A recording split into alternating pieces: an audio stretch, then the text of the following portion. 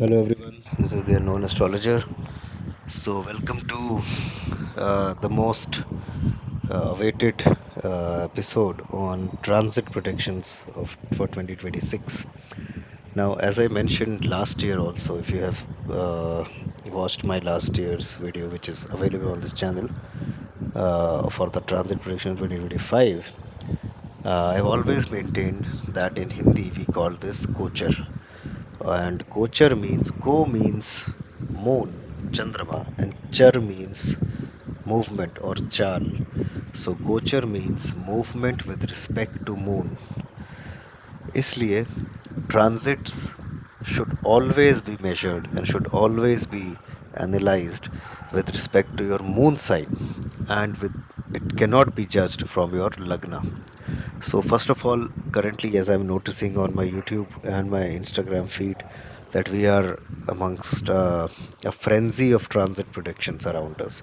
हर इंसान is predicting via transits, और किसी राशि का अच्छा बता रहे हैं, किसी का बुरा बता रहे हैं अगला साल। एंड यू नो सबके अपने अपने ओपिनियंस हैं, और आप किसी के भी ओपिनियन को गलत नहीं बोल पाएंगे, जो कि एक राशि के इस प्लानट पे अराउंड 90 करोड़ लोग हैं, और किसी ना किसी पे किसी ना किसी की बात फिट हो ही जाएगी। So it's very difficult to actually trust any of the transit predictions, और you know expect anything out of it. मेरा इस वीडियो को बनाने के पीछे का रीज़न थोड़ा दूसरा है। पहला रीज़न ये है, I will definitely go into each rashi and give my overview for the next year. But the reason why I'm making this is, first of all, you have to look at transits from your moon sign and not your lagna sign.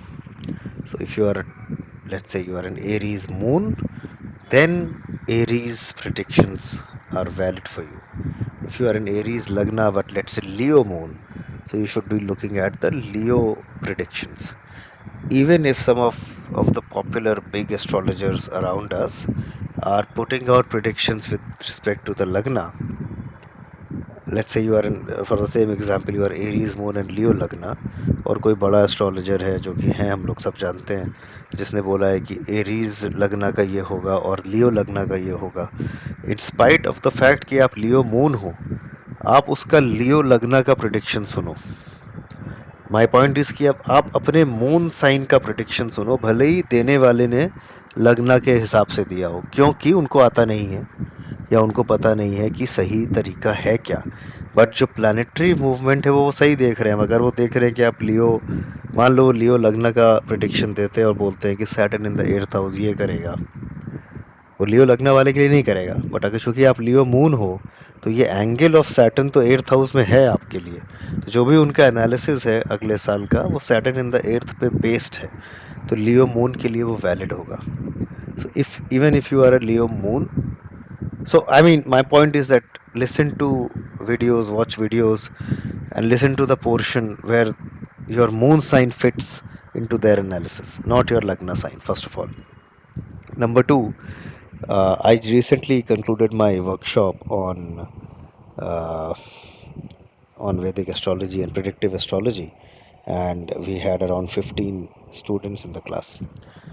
आप उन लोगों से we can as we all experienced and as we all discovered, हमने बहुत सारे case studies करे।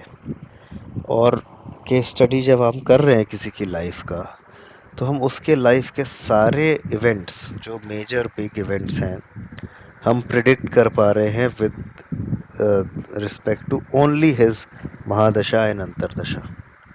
Not even once did we have to look at the transits.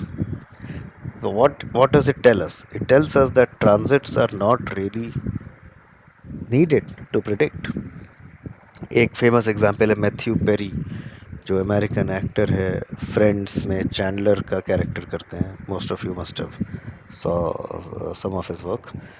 सो उसकी we analyse his entire life from his birth till his death, and believe it or not, each and every event listed on Wikipedia was verifiable via his Mahadasha and Antardasha. हमें कहीं transit देखना ही नहीं पड़ा. So does it mean कि transits are a waste? No, they are not. My point is कि मान लो आपकी दशा लंबी है, मान लो आपकी दशा शनि में जुपिटर है, which is a 2.5-3 year period. तो अब उस 2.5 साल में जो भी जुपिटर डिनोट कर रहा है, अच्छा इवेंट और बुरा इवेंट वो दोनों होंगे, बट वो कब होंगे उस 2.5 साल के अंदर नैरो डाउन करने के लिए हमें ट्रांजिट देखना है. बट वो ट्रांजिट उस 2.5 साल के जुपिटर सैटर्न की थीम को ओवर रूल नहीं करेगा, वो कर ही नहीं सकता. ठीक है. अब क्वेश्चन अराइज होता है कि फिर क्यों सब लोग प्रिडिक्शंस, राशिफल, नाम ही राशिफल है तब भी कुछ लोग लगन से देखते हैं. What an irony. बट क्यों सब लोग इस चीज़ को करते हैं और हमारे चारों तरफ इंटरनेट पे, न्यूज़पेपर्स में, हर जगह प्रिडिक्शंस क्यों हैं ऑन द बेसिस ऑफ गोचर? The reason is that you can not predict for everybody from the horoscope, क्योंकि सबकी कुंडली तो है ही नहीं आपके पास. तो एक generalised prediction for everybody on the planet अगर देना है तो आप उसको उनके मून साइन से दे सकते हैं. That is the only way to do it. इसलिए ट्रांजिट्स ज़रूरी हैं. अब किसी का हमने बोला कि बहुत अच्छा है आपका ये ट्रांजिट, बट अगर उसकी अंतर्दशा अच्छी नहीं है तो उसकी लाइफ में कुछ नहीं होगा. ये चीज़ इसलिए भी प्रूव होती है जो कि बहुत सारे लोग, ज़्यादातर लोग अपनी लाइफ में 10-10 साल, 12-12 साल हो सकता है कि एक ही जैसे घर में रहें, एक ही जैसी जॉब करें, उनकी डेली लाइफ सेम ही हो, कुछ 19-20 का अंतर आ जाए, क्योंकि महादशा अलाउ नहीं कर रही कोई मेजर चेंज, अंतरदशा अलाउ नहीं कर रही कोई मेजर चेंज, तो नहीं होता चेंज. ट्रांजिट तो आते जाते रहते हैं, न्यूमरोलॉजी के हिसाब से हर साल चेंज होता रहता है, बट चेंजेस नहीं होते. So any which ways, so coming back to my understanding of gochar, number one, point number one, कि आपको चंद्रमा से देखना है, विद रिस्पेक्ट टू मून देखना है. ट्रांजिट्स अफेक्ट योर माइंड, और जब मन पे अफेक्ट होता है तो माइंड एक कमांड सेंटर है, वहाँ से कमांड पास होता है तो बॉडी एक्ट करती है. बिना माइंड के समझे बॉडी कभी एक्ट नहीं करती. मतलब अगर प्यास लगती है तो पहले प्यास फील होती है, फिर आप एक कमांड देते हो अपने हाथ पैर को कि जाओ जाके पानी का ग्लास उठाओ और पियो. और जब बॉडी पानी पी लेती है तो मन शांत होता है कि हाँ यार अब प्यास बुझ गई, तो अब और मुझे नहीं पीना है, अगला कमांड आता है, so on and so fourth. So mind important है, चंद्रमा इम्पॉर्टेंट है, इसीलिए गोचर शब्द हमारे क्लासिक्स में लिखा गया है. कहीं भी लग्नचर शब्द का यूज़ नहीं हुआ है. लग्नचर होता तो आप लग्न से देखते, बट है ही नहीं, गोचर है, तो आपको चंद्र से ही देखना है. सिंपल बात है. ठीक है. सबसे इम्पॉर्टेंट ट्रांजिट हम सब के लिए हमारी अंतर्दशा लॉर्ड का है. मतलब अगर आपकी अंतर्दशा इस वक्त राहु की है, कोई भी महादशा हो, सैटर्न में राहु है, जुपिटर में राहु है, मार्स में राहु है, किसी में भी राहु है, राहु में राहु भी है अगर, तो सबसे इम्पॉर्टेंट ट्रांजिट आपके लिए राहु का होगा. राहु जब भी चेंज करेगा तो वो इम्पैक्ट करेगा आपकी लाइफ को. कैसे? कि महादशा में राहु ने जो जो चीज़ें अलाउ करी, जो जो बॉक्सेस टिक करे हैं, गोचर में फोकस उस पर शिफ्ट होगा.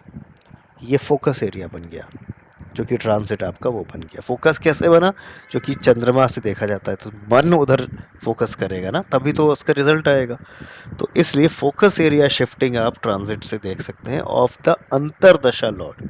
भुक्तिपति, भुक्तिपति का transit is the most important transit, and I can you know extend it to I can say that that is the only important transit as well, which is of the Bhuktipati. Number two, the transit is important is Jupiter transit. Jupiter transit generally shows celebrations happening, some good events happening. So Jupiter ka transit can show public events, public celebrations like marriage or childbirth, etc., in the family, which may not or may not affect directly, but आप वहाँ जाओगे, आप शरीक होगे उस शादी में, उस चाइल्ड बर्थ के फंक्शन में, तो वो एक हैप्पी इवेंट्स इन लाइफ के ट्रिगर कर सकता है. बट अगर महादशा और अंतरदशा अलाउ करेगी तो वो शायद आपकी ही लाइफ में हो रहा हो, आप ही के बच्चा पैदा हो रहा हो, आप ही की शादी हो रही हो, या आपके नियर वंस जैसे कि ब्लड रिलेटिव्स की शादी हो रही हो. लेकिन अगर आपकी महादशा अंतरदशा अलाउ नहीं कर रही है तो वो शादी किसी दूर की भी हो सकती है, आप पार्टी भी कर सकते हो, लेकिन आपके लिए कोई इंपॉर्टेंट चीज़ नहीं है वो। ऐसे हैप्पी इवेंट्स को ट्रिगर करना जुपिटर के ट्रांजिट के हाथ में ये कैपेसिटी है, ये पावर है। ठीक है। अब सैटर्न के पास कुछ स्पेशल ट्रांजिट्स हैं, जैसे कि सैटर्न की साढ़े साती, सैटर्न की ढैया। साढ़े साती मतलब जो आपका नेटल मून है, जो आपके चार्ट में मून है, उससे 12th, 1st और 2nd में जब सैटर्न ट्रांजिट करता है तो ये 2.5 साल मिला के साढ़े साती बनती है। इसका मतलब अभी जो लोग अभी सैटर्न पाइसेस में है, तो साढ़े साती किसकी है? एक्वेरियस की है, जो कि एक्वेरियस से सेकंड है। पाइसेस की खुद की है, जो कि पाइसेस के ऊपर है। और एरीज की है, जो कि एरीज से 12th है। तो इन 3 राशियों पे साढ़े साती है। फिर ढैया आती हैं। 2 तरह की ढैया हैं सैटर्न की, जब वो मून से 4th जाता है और जब वो मून से 8th जाता है। ये मून से है। ढैया का विचार लगन से बिल्कुल नहीं है, साढ़े साथी का विचार लगन से बिल्कुल नहीं है। जो एस्ट्रोलॉजर्स लगन से ट्रांसिट्स का राशिफल देते हैं, वो भी ये नहीं कहते कि ढैया जो है वो लगन से देखो या साढ़े साथी लगन से देखो। बेसिकली वहाँ पर एक कॉन्फ्लिक्टेड आर्ग्यूमेंट है कि आप लगन से क्यों देख रहे हो, but any which let let that be for another day. तो ये दो जगह पर, दो एंगल्स में Saturn gives ढैया का results, which is in 4th from moon or 8th from moon. Okay. Now, why am I saying these special transits of Saturn have a special power? Why? Because if you look at the construct of Vedic astrology, your Mahadasha is a result of your moon's nakshatra. जिस चंद्रमा के नक्षत्र में आपका जन्म होता है, उस नक्षत्र के लॉर्ड की पहली दशा होती है और वहाँ से सीक्वेंस चलता जाता है। As I just said, dhaiya and sade sati affects your natal moon. तो जो महादशा का ओरिजिन पॉइंट है उसको अफेक्ट कर रही है साढ़े साती और ढैया। इसलिए ये कभी कभी महादशा को ओवर रूल करता है। साढ़े साती और ढैया के रिजल्ट्स महादशा और अंतरदशा को ओवर रूल करने की कैपेसिटी रखते हैं। हाउ इट हैपन्स इज कि it sets the new normal in your life. आप मान लो अपनी लाइफ जी रहे हो, आपकी लाइफ बहुत गरीब है, बहुत बुरी है, आप बहुत मेहनत कर रहे हो, आप रगड़ रहे हो। मेहनत क्यों कर रहे हो और गरीब क्यों हो? क्योंकि जो दशा चल रही है उस टाइम पे वो गरीबी और मेहनत दिखाती है। सब लोग नहीं कर सकते मेहनत, बट वो उनको करना है, वही उनका भाग्य है। फिर साढ़े साती आई, आपको उस मेहनत का फल मिला। जैसे ही मेहनत का फल मिला, वहाँ से आपकी लाइफ बदली और एक नया नॉर्मल बन गया। मतलब आप लेवल 1 से अब लेवल 9 पे आ गए। अब क्योंकि लेवल 9 पे आ गए और अब साढ़े साती उतर गई है, समय ख़त्म हो गया 7.5 साल का। लेकिन अब जो दशा अंतरदशा वो 7.5 साल के बाद है, वो आपको लेवल 9 के नॉर्मल पे रिजल्ट्स दे रही है। मतलब कि शायद तब तक आपकी शादी हो गई, आपके बच्चे हो गए, आपको घर मिल गया, आपको प्रॉपर्टी मिल गई आपकी, या आपकी जॉब अच्छी हो गई, आपके पैसे अच्छे हो गए। आपके लिए सुख दुख का मीनिंग बदल गया। जब आप बहुत गरीब थे तो सुख दुख का मीनिंग शायद एक रोटी और खाना या बेसिक बेसिक चीज़ें थी। अब साढ़े साथी अच्छी गई, अब सुख दुख का मीनिंग डिफरेंट है। तो अब जब महादशा अंतरदशा आई, वो भी अभी आपके जन्म के मून नक्षत्र से निकली है और वो भी डेस्टिन्ड है कि इस एज में ऐसा होगा कि साढ़े साथी ख़त्म हो जाएगी और ये दशा चल रही होगी इंसान के ऊपर। तो उस टाइम के रिजल्ट्स उस नॉर्मल पे आपको मिलना शुरू हो जाएंगे। इसीलिए जो कि नॉर्मल चेंज हो जाता है, इसीलिए ज़्यादातर astrology predictions actually fail for events which happen during साढ़े साती एंड ढैया। वो इवेंट्स आपको महादशा अंतरदशा से समझ नहीं आते। मुक्ति एटलीस्ट अंतरदशा को तो ओवर रूल करते ही, वाली महादशा को ना भी करे, बट अंतरदशा को ओवर रूल कर जाते हैं। इस वजह से वहाँ पे गलती कर देता है एस्ट्रोलॉजर, और उसके बाद की लाइफ प्रिडिक्शन गलत हो जाती है। जो कि जब आपका नॉर्मली चेंज हो गया तो आगे का भी गलत हो गया। मान लो किसी ने बोला अगले 10 साल आपके अच्छे हैं, लेकिन उस 10 साल में 7.5 साल साढ़े साती ये बहुत ख़राब गई। तो साढ़े साती के बाद वाला 2.5 साल आपके अच्छे या बुरे जो भी होंगे, वो प्रिडिक्शन जो पहले हुआ था which was done without taking into account the Sade Sati, it can actually fail, right. But फिर भी मैं कह रहा हूँ ये सारे एक्सट्रीम केसेस हैं कि बहुत गरीब इंसान बहुत अमीर बन गया, बहुत अमीर इंसान को जेल हो गई, गरीब बन गया, वो देश छोड़ के भाग गया। ये सब एक्सट्रीम केसेस हैं। ज़्यादातर लोगों की लाइफ सामान्य ही रहती है। किसी साढ़े साथी ढैया में खाली इमोशनल मेंटल प्रेशर आता है और प्रेशर ख़त्म हो जाता है। नॉर्मल नया होता है, बट वो नया नॉर्मल पिछले नॉर्मल से बहुत ज़्यादा डिफरेंट नहीं होता। इसीलिए अगर आप अपनी फैमिली मेम्बर्स की लाइफ देखेंगे, या आप अपने, या किसी पब्लिक फिगर, जैसे मैंने मैथ्यू पेरी का एग्जांपल लिया अपने क्लास में, और जो हम आगे भी वर्कशॉप्स करेंगे उसमें बहुत सारे, इस बार हमने 3 दिन में अराउंड 20-25 केस स्टडीज़ करी, आगे भी हम लोग करेंगे, तो आपको देखने को मिलेगा कि आपको साढ़े साथी और ढैया इन अकाउंट लेना नहीं पड़ेगा, उसके बिना रिजल्ट्स आ जाएंगे। साढ़े साथी ढैया गोचर सारा इमोशनल रिजल्ट्स हैं, और वो उस इंसान ने फील करे होंगे when he was going through it, but for major event predictions you don't really need it. वो आपको नहीं पता चलेगा उससे कोई मेजर इवेंट, अनलेस ये महेंद्र सिंह धोनी या कोई बहुत गरीब से बहुत अमीर या बहुत अमीर से बहुत गरीब वाले केसेस हो, वहाँ पर साढ़े साथी और ढैया का रोल है। अदरवाइज आपको उतना ज़्यादा लाइफ में दिखेगा नहीं। इतने लोग हैं हमारे देश में जो एस्ट्रोलॉजी ना जानते हैं ना मानते हैं, दे डोंट इवन नो कि कब ट्रांजिट क्या बन के चला गया। ठीक है, so quickly now coming back to the next year 2026। एक तो जुपिटर का transit, there are 3 important transits: Jupiter, Rahu, Ketu, and Saturn. Jupiter will remain in Gemini till June of 2026, and then Jupiter will go to Cancer. On the other hand, Saturn will remain in Pisces throughout the year. ठीक है, and Rahu will be in Aquarius. Now, इसका मतलब जो first 6 months है इसमें Jupiter is in Gemini and Saturn is in Pisces, ये इसमें कोई मेजर डिफरेंस नहीं आ रहा है, ये अभी भी वही है, और 2025 में भी वही ट्रांसिट्स रहे हैं, तो कोई मेजर डिफरेंस इसमें नहीं आ रहा है। सेकेंड हाफ ऑफ 2026 में ट्रांसिट चेंज है जुपिटर का, when it goes to Cancer. Rahu का we can take up in another video, but mostly ये मेजर चेंज है जुपिटर का।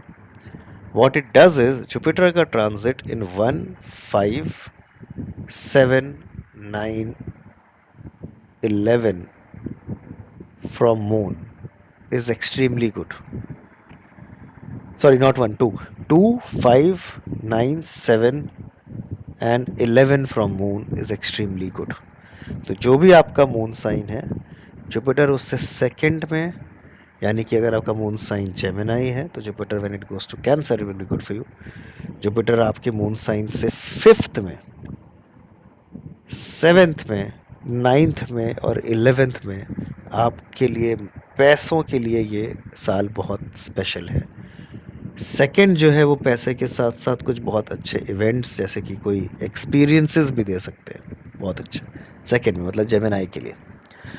अब शर्त यह है कि आपकी महादशा आपको एक कंसिस्टेंट अर्निंग दिखा रही हो, महादशा अच्छी हो या एवरेज भी हो बट अर्निंग दिखा रही हो, आपके करियर को या आपकी अर्निंग सोर्स को सपोर्ट करती हो, और अंतरदशा अर्निंग के लिए अच्छी हो।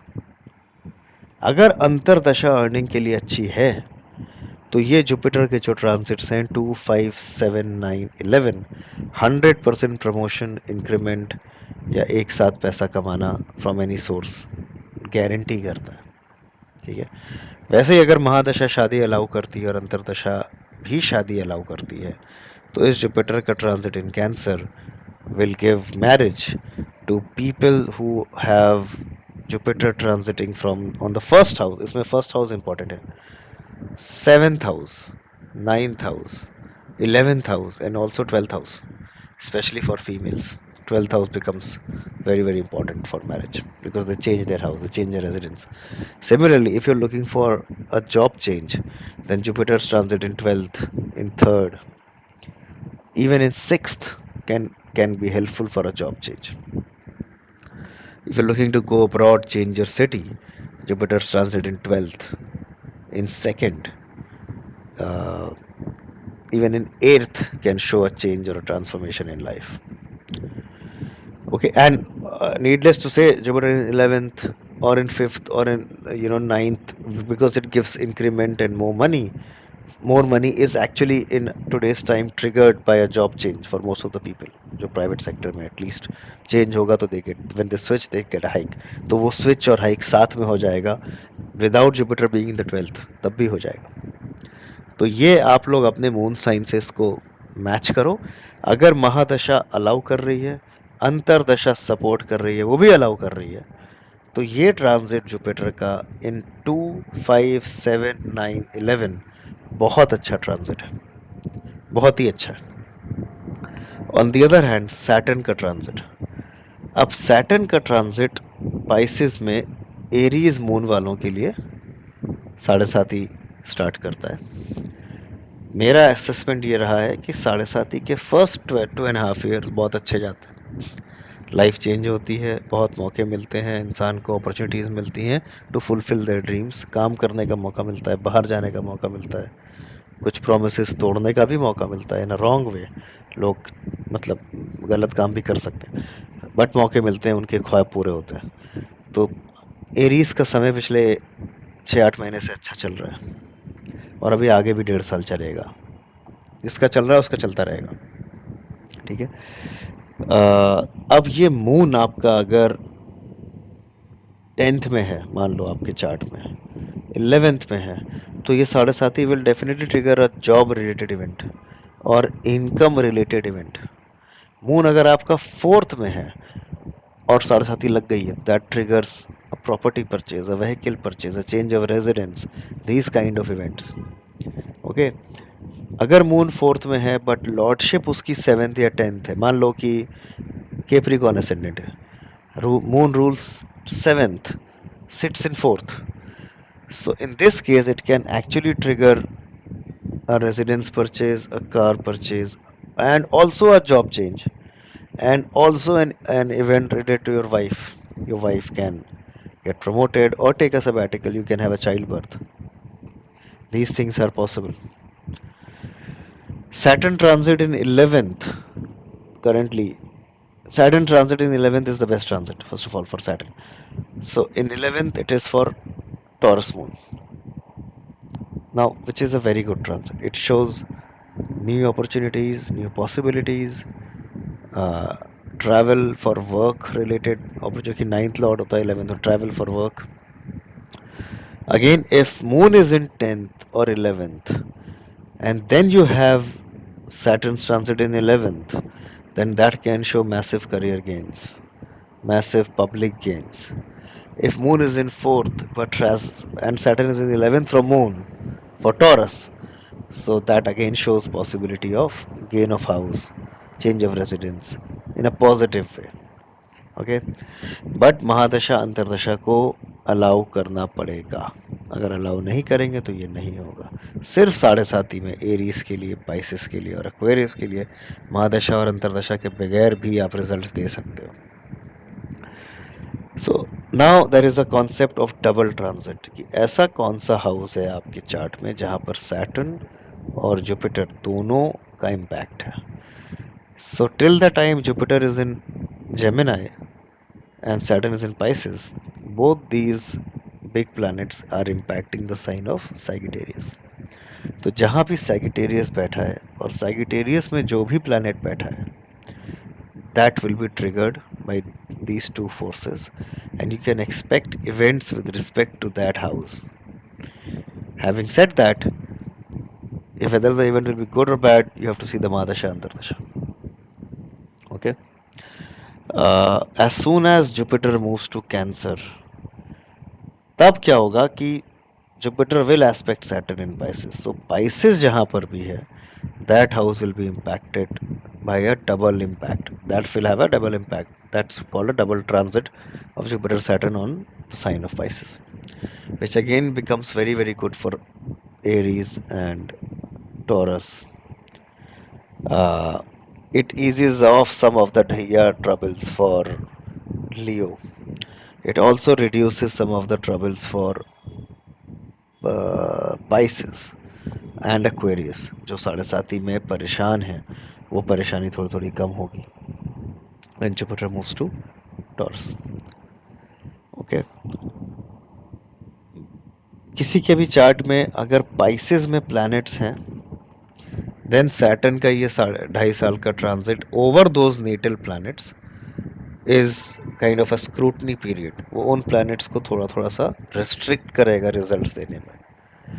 ओके, तो वो प्लैनेट्स वीक हो जाते हैं या स्लो हो जाते हैं रिजल्ट्स देने में, जो कि सैटर्न उनके ऊपर से निकल रहा है। बट सैटर्न का transit over Venus and over Jupiter is considered to be good for material gains, but over sun stuff, over moon, it's always pressure and stress. ठीक है, so this is how you have to judge the transits. I am not giving a Rashi Fal because I don't think that Rashi Fal is actually the right way to go about it, unless Mahadasha and Antardasha both are allowing something. Transits will not give the results. अपने आप को खुश करने के लिए हम लोग ये सब देखते हैं. No harm in that. We consume content because we like that content. Even numerology content we like it, so we consume it. But results महादशा अंतरदशा के प्राइमरी हैं. उस अंतरदशा के पीरियड को शॉर्टन करने के लिए, या अच्छा इवेंट प्रिडिक्ट हो रहा है तो एग्जैक्टली कब हो सकता है वो जुपिटर ट्रांसिट बताएगा. करियर इवेंट या मटेरियल इवेंट या स्ट्रेस अगर प्रिडिक्टेड है तो सैटर्न ट्रांसिट उसको ट्रिगर करेगा. This is how you have to go about it. If you look at horoscopes of notable individuals which जिनका टाइम सही है, and then you match their events with the Wikipedia timeline, you will be shocked to see that you will be able to match all the events of their lives if you are able to properly read or understand the Mahadasha and Antardasha results. Transit को account में लेना ही नहीं पड़ेगा. And same goes for your family members, your father, your mother, your grandfather. You can map their events with Mahadasha, Antardasha. You don't need transits. Now, in my workshops, which I will be doing, another one I will be doing in February. It will be a 4-weekend program. So every Saturday and Sunday on February, 4 हफ्ते 4 Saturday Sundays, मतलब 8 days. We will be doing a 3-hour per day workshop on predictive astrology. The main tool will be Vimshotri Dasha understanding and a case study based approach. So we will just keep on reading charts, analyzing charts, and mapping results with their Mahadasha and Antardashas. And if needed, we can also see transits if we can, if we want to. So ये रहेगा approach. It will start on the 5th of Feb. I think 5th of Feb or 6th of Feb is the first Saturday. Whichever it is, we'll start on that weekend. If you are interested for that, you can WhatsApp me on 790-540-1688. That's my WhatsApp number. इस बार हम लोगों ने 3 weekend का किया, but what I realized was कि every day I had to go overtime. So instead of 3 hours, I was teaching 3.5 to 4 hours every day. So now I've realized that it's better to make it a 4-weekend program and not a 3-weekend program, so that we can finish it in the amount of time which we need. But even then, I'm sure कि हम लोग 3 घंटे से ऊपर जाएंगे, and the people who are interested can wait. The rest of them can leave after 3 hours. So it's up to you guys. And so how we go about it is that first 2 hours we take up different case studies, and the last 1 hour is for Q&As. तो आप लोग अपने मन के कोई भी सवाल उसमें पूछ सकते हो. Focus is on analysis and understanding astrology, predictive astrology. Alright guys, so this is my assessment of how to read transits, from where to read transits, and what transits are actually capable of telling us, right? So for more such videos, please subscribe to my channel. Thank you. Good night.